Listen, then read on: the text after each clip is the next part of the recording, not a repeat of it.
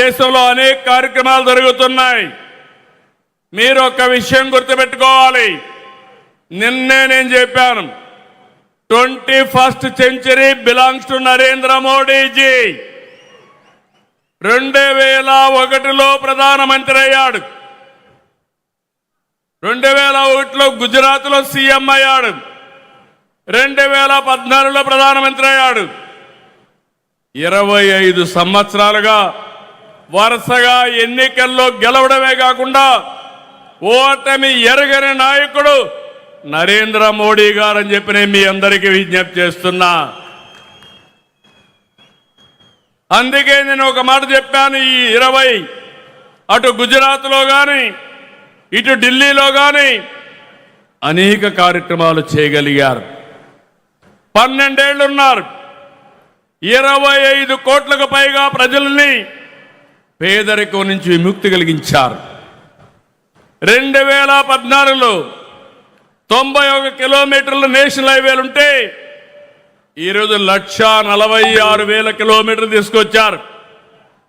ఆ రోజు 74 ఎయిర్పోర్ట్లుంటే ఈరోజు 160కి పెంచారు.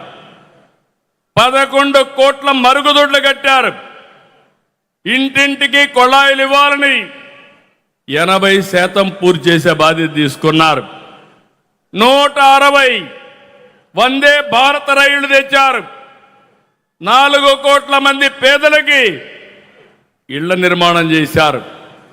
ఇవన్నీ చిన్న విషయాలు కాదు. ఇటీవల మీరు చూశారు ఆపరేషన్ సింధూర్.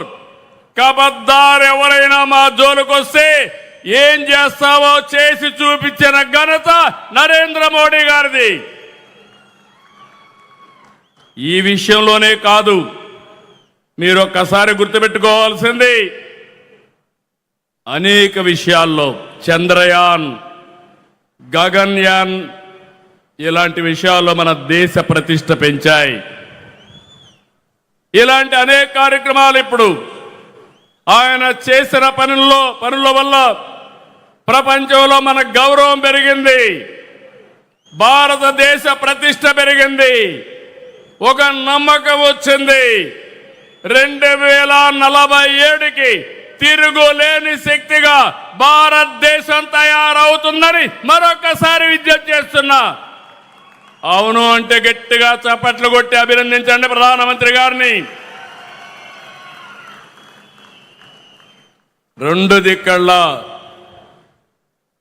ఎన్డీఏ ప్రభుత్వాలు ఉన్నాయి.